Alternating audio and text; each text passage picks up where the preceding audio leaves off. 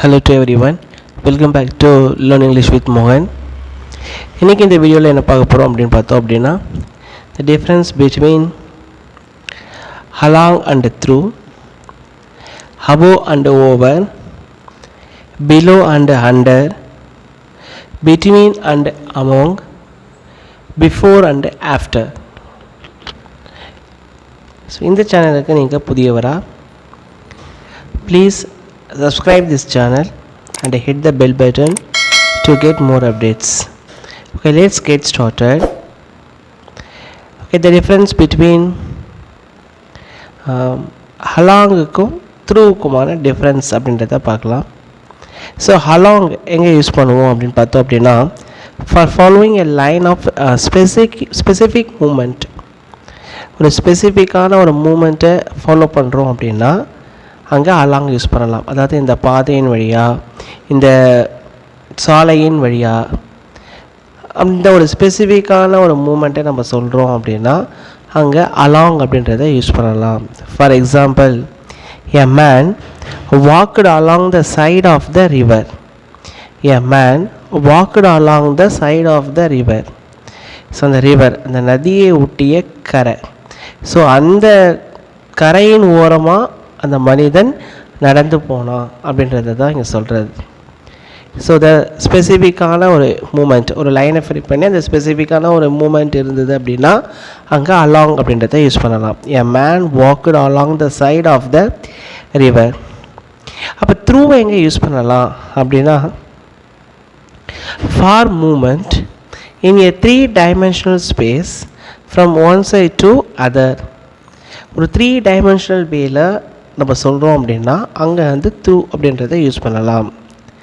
அதாவது இப்போ ஸ்பெசிஃபிக்கான மூமெண்ட் அப்படின்னு இல்லாமல் ஸோ எந்த பாதையில் ஒன்றாலும் போகிறோம் அப்படின்னா அங்கே த்ரூ அப்படின்றத யூஸ் பண்ணலாம்.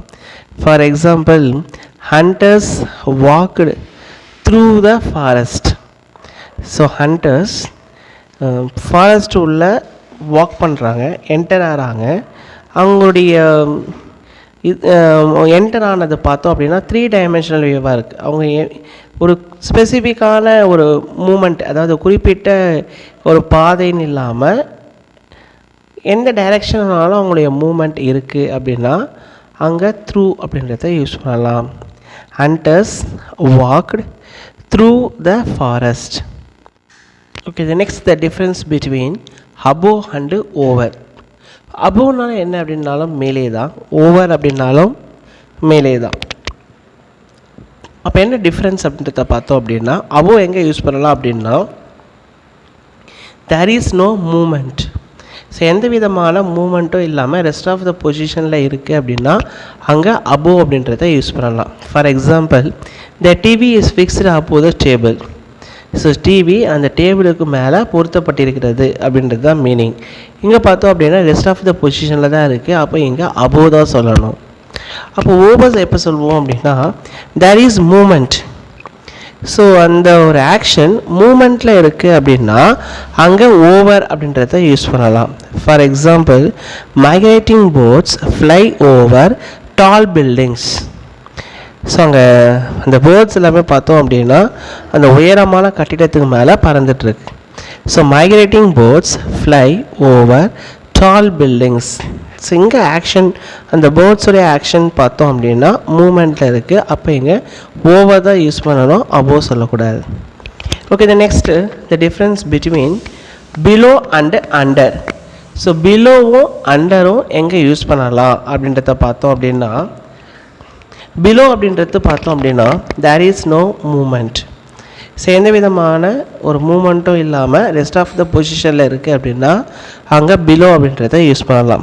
For example, her head was below the level of the table so nobody noticed her. So அவருடைய தலை எங்கே இருக்குது அப்படின்னு பார்த்தோம் அப்படின்னா டேபிளுக்கு கீழே இருக்குது. ஸோ அங்கேருந்து பார்க்கும்போது அவளை வந்து யாருமே நோட்டீஸ் பண்ண முடியல அப்படின்னு சொல்கிறாங்க. அப்போ இங்கே ரெஸ்ட் ஆஃப் த பொசிஷனில் தான் இருக்குது. அப்போ இங்கே அப்படி சொல்லும்போது அங்கே பிலோ அப்படின்றத சொல்கிறோம். ஏன்னா பிலோனாலும் கீழே தான், அண்டர்னாலும் கீழே தான். அப்போ அண்டர் எங்கே யூஸ் பண்ணுவோம் அப்படின்னா தேர் இஸ் மூமெண்ட். ஸோ ஒரு மூமெண்ட்டில் இருக்குது அப்படின்னா அங்கே அண்டர் அப்படின்றத யூஸ் பண்ணலாம். For example, a boy ran under the bridge when the river was dry. So river அங்கே அந்த ரிவர் ட்ரையாக இருக்கும்போது இந்த பாய் பிரிட்ஜு கீழே ஓடினா. இங்கே பார்த்தோம் அப்படின்னா மூமெண்ட் யாருடைய மூமெண்ட் அப்படின்னா அந்த பாயோட மூமெண்ட் ப்ரோக்ரஸில் இருக்குது. அப்போது இங்கே அண்டர் அப்படின்றத யூஸ் பண்ணுறாங்க. ஓகே, நெக்ஸ்ட்டு பார்த்தோம் அப்படின்னா இந்த டிஃப்ரென்ஸ் பிட்வீன், அதாவது பிட்வீனுக்கும் அமோங்குக்குமான டிஃப்ரென்ஸ். பிட்வீன் எங்கே யூஸ் பண்ணுவோம் அப்படின்னா distribution involving 2 persons or things. 2 மனிதர்களுக்குள்ளேயோ 2 திங்ஸ்குள்ளேயோ ஒரு பங்கீடு சொல்லும்போது அங்கே பிட்வீன்றதை யூஸ் பண்ணுவோம். அப்படின்லாம் இடையில் அப்படின்னு சொல்லும்போதும் பிட்வீன் அப்படின்றத யூஸ் பண்ணுவோம். For example, there is a regular train service between Chennai and Kanchipuram. சென்னைக்கும் காஞ்சிபுரத்துக்கும் இடையில் ரெகுலரான ட்ரெயின் சர்வீஸ் இருக்குது அப்படின்றாங்க. ஸோ இடையில் பிட்வீன் அப்படின்றது இடையில், இரண்டிற்கும் இடையில் அப்படின்னு சொல்கிறது. there is a regular train service between Chennai and Kanchipuram. Among எங்கே யூஸ் பண்ணலாம் அப்படின்னா டிஸ்ட்ரிபியூஷன் இன்வால்விங் மோர் தென் 2.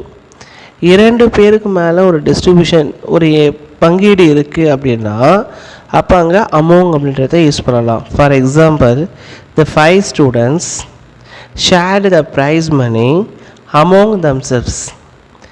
ஸோ அந்த 5 ஸ்டூடெண்ட்ஸுமே அந்த ப்ரைஸ் மணியை அவங்களுக்குள்ளேயே அவங்க ஷேர் பண்ணிக்கிட்டாங்க அப்படின்றது தான் இந்த சென்டென்ஸோட மீனிங்.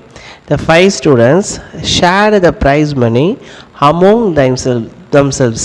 ஸோ 5 ஸ்டூடெண்ட்ஸாக இருக்கிறதால இங்கே அமோங் அப்படின்றத யூஸ் பண்ணுறோம். 2ஆக இருக்குது அப்படின்னா அங்கே என்ன யூஸ் பண்ணலாம் அப்படின்னா பிட்வீன் அப்படின்றத யூஸ் பண்ணலாம். ஓகே, 5th ஒன், பிஃபோருக்கும் ஆஃப்டருக்கும் என்ன டிஃப்ரென்ஸ், எப்போ யூஸ் பண்ணலாம்? பிஃபோர் அப்படின்றது used for the second action in a phrase when we mention 2 actions. So 2 செயல்பாடுகள் இருக்கும்போது பிஃபோரை நம்ம யூஸ் பண்ணுறோம் அப்படின்னா செகண்டாக இருக்கிறது ஃபஸ்ட்டாக வந்துடும் அப்படின்றாங்க. For example, before eating food we clean our hands. So சாப்பிடுவதற்கு முன்பு நம்ம கைகளை கழுவ வேண்டும். ஸோ பிஃபோர் யூஸ் பண்ணுறதால ஈட்டிங் ஃபுட் ஃபஸ்ட்டாக வந்துடுது. Before eating food we clean our hands. Okay, after எங்கே யூஸ் பண்ணுவோம் அப்படின்னா used for the first action in a phrase when we mention 2 actions. 2 செயல்பாடுகள் இருக்கும்போது அதில் ஃபஸ்ட்டு நம்ம சொல்கிறோம் அப்படின்னா அப்பயே அங்கே முன்னாடி ஆஃப்டர் வந்துடும். இப்போ example, after eating food children love playing. So சாப்பிட்டு முடித்த பிறகு குழந்தைகள்லாம் என்ன விரும்புகிறாங்க அப்படின்னு பார்த்தோம் அப்படின்னா விளையாடுறதுக்கு விரும்புகிறாங்க. So after eating food children love playing. I hope that you understood the difference between along and through, above and over, below and under, between and among, after and before. If you like this video, hit your like button, share this video among your friends. Meet you again.